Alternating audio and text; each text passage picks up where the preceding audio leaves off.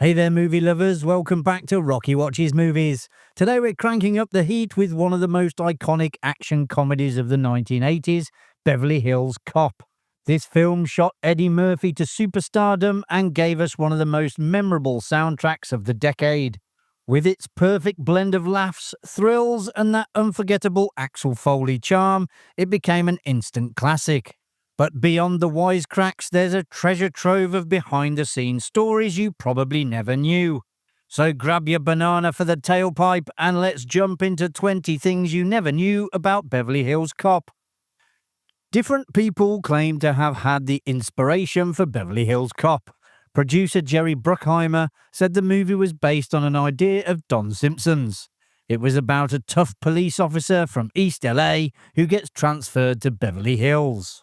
Another claim was by Michael Eisner, president of Paramount.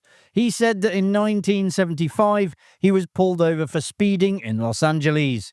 Driving a battered New York plated car, Eisner encountered a Beverly Hills officer who had an air of superiority and quiet condescension.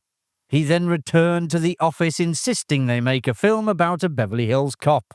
While former highly decorated real undercover Beverly Hills cop Lynn Franklin said it was based on his time on the force. In 1976, after retirement, Officer Franklin co-wrote Sword Off Justice, detailing his time on the force. Franklin would claim his book inspired the film and he intended to sue Paramount Pictures, producers Don Simpson and Jerry Bruckheimer, and screenwriter Dan Petrie Jr. He thought he had a case because the book was synopsized and analyzed for a potential movie in 1977 by screenwriter Petrie, who at the time was a young agent. Don Simpson called the potential suit ridiculous, saying it was extraordinary that Franklin proposed to bring legal action based on Dan Petrie Jr.'s involvement, as Petrie had been the last of about 5 writers they had brought in. Danilo Bach was the first writer to be brought on to pen the script, and he delivered a draft titled Beverly Drive.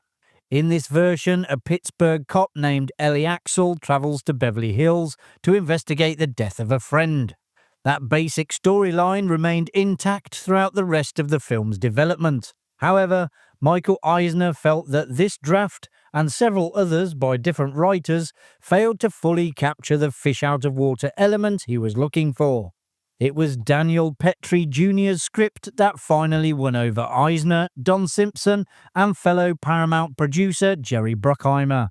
After speaking with real-life police officers and noting how they told tremendously funny stories, punctuated by the most gruesome violence, Petrie injected a dose of humor into his version. He also perfectly captured the outsider perspective Eisner wanted.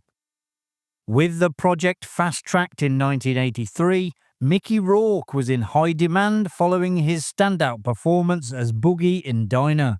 There's a story out there that he apparently earned $400,000 by signing a holding contract, during which time he worked with the studio and writers, exchanging ideas for the script. However, once the contract expired, he walked away from the project to pursue other opportunities. Simpson and Bruckheimer had Eddie Murphy in mind, but Paramount said no, and offered it to Sylvester Stallone. He later recalled that when the action comedy script first arrived in the post, he assumed it had been sent to the wrong address. He reworked it to play to his own strengths, transforming it back into a straight action film, as it had originally been before Daniel Petrie Jr. took over writing duties. He even wanted the main character's name changed from Axel Foley to Axel Cobretti, so he could be called the Motor City Cobra. Stallone's script caused the budget to balloon, and Paramount wasn't willing to cover the additional costs. Some of Stallone's version ended up in his 1986 film Cobra, and as a cheeky nod to his brief involvement, Judge Reinhold's character Billy Rosewood is seen with posters of both Cobra and Rambo in his apartment in Beverly Hills Cop 2. Fresh off his roles in 48 Hours and Trading Places, Eddie Murphy was then brought in to save the day. He was considering doing Ghostbusters at that time, but chose Beverly Hills Cop as it was a leading role. Daniel Petrie Jr. returned to complete a final version of the script, but both he and director Martin Brest still felt it wasn't quite there. Brest encouraged Murphy to improvise on set, and the comedian delivered time and again. Gil Hill, who played Inspector Todd, wasn't even an actor. He was an actual member of the Detroit City Police Department, holding the rank of inspector in charge of the homicide division. His only other acting roles were in the 2 sequels, and he would later go on to serve as a city councillor in the Motor City and run for mayor in 2001. An off-duty police officer accompanied Martin Brest and his crew during shooting in Detroit, but refused to enter a housing project with them. The Detroit Police Department were more cooperative when producers were researching police procedures, taking them to a murder scene near Mumford High School. As a nod to this, Eddie Murphy wears a Mumford shirt throughout the film. Following its release, the school found itself overwhelmed with requests for the shirt. When Stallone was still attached to play the lead, Martin Scorsese was offered the director's chair. Scorsese was reportedly bewildered by the offer and dismissed the concept as too similar to Coogan's Bluff. That film starred Clint Eastwood as a deputy sheriff from Arizona who travels to New York City to extradite a fugitive. Martin Brest was fired from his second directing job, War Games, from 1983, and many in the industry considered him damaged goods. However, Don Simpson and Jerry Bruckheimer disagreed, persistently calling Brest to persuade him to direct. He repeatedly declined and eventually stopped answering his phone. Simpson took the hint and gave up, but Bruckheimer kept trying. To finally put an end to the relentless calls, Brest decided to flip a coin, and the coin told him to accept the job. Director Martin Brest makes a brief cameo as the bathrobe hotel clerk at the Beverly Palm Hotel when Axel is met by Rosewood and Taggart. Some of the most memorable comedic lines in the film were not scripted, but came about because of spontaneous improvisation between Eddie Murphy, Judge Reinhold, and John Ashton. Reportedly, hundreds of takes were ruined by laughter both in front of and behind the camera as the ad-libs unfolded.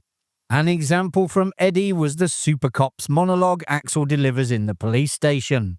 Judge Reinhold and John Ashton were told to act like a married couple in their audition and performed a bit which ultimately made it into the film. It's the scene where Rosewood tells Taggart that the average American has 5 pounds of undigested red meat in his bowels, and he drinks too much coffee.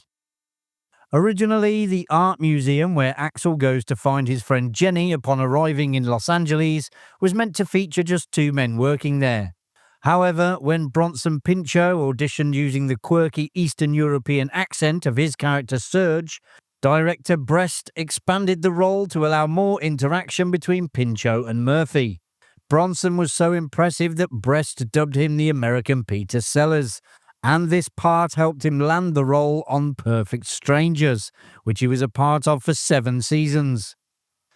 In the script, Axel stuffs potatoes he has stolen from the hotel kitchen into the tailpipe of Rosewood and Taggart's car.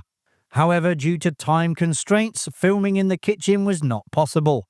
Since the hotel lobby was already being used for several scenes, the script was revised so that Axel takes bananas from a buffet in the lobby instead. The Beverly Hills Police Department refused access to their headquarters, so Martin Brest and his team constructed a set designed to look the complete opposite of the Detroit police station. The set drew inspiration from Brest's original conceptual designs for the NORAD scenes in War Games. Much like Stallone did with Cobra, Brest recycled this unused work, feeling that he had invested too much effort to let it go to waste. CBS developed a TV spin-off series in 2013. Sean Ryan was brought on to write the script, and Barry Sonnenfeld was hired to direct.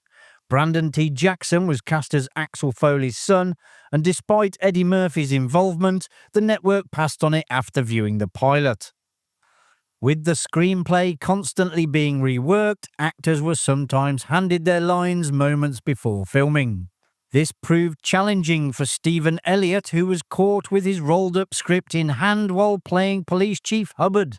Fortunately, the director felt it actually made him look more the part, so in the final film, Elliott can be seen holding those very script pages. Beverly Hills Cop earned significant critical acclaim, notably receiving an Academy Award nomination for Best Writing, credited to Danilo Bach and Daniel Petrie Jr.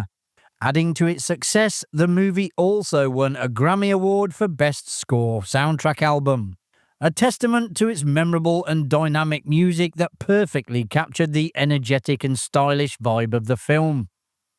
Harold Faltermeyer, who scored a top 10 hit with the instrumental Axel F, also wrote Glenn Frey's top 10 hit from the soundtrack The Heat Is On. The movie also made hits out of the Pointer Sisters' Neutron Dance and Patti LaBelle's New Attitude, and her second song from the album, Stir It Up. The film earned over $300 million worldwide, making it the highest-grossing release of 1984. Adjusted for inflation, it ranks as the third highest-grossing R-rated film of all time, behind The Exorcist and The Godfather. As for the sequels, Beverly Hills Cop 2 was released in 1987 to mixed reviews, but still earned nearly $300 million. Whereas the third film, that saw a big drop in quality, earned only $120 million. The fourth installment from 2024 was made by Netflix and had Eddie Murphy, who also produced the film, Judge Reinhold, John Ashton, Paul Reiser and Bronson Pinchot reprise their roles. And there you have it, folks. You now know a little bit more about Beverly Hills Cop. If you enjoyed the video, which I presume you did as you got this far, hit that like button and subscribe so you don't miss any future videos coming to Rocky Watches Movies. Thanks for watching. I'll see you in the next one. Bye for now.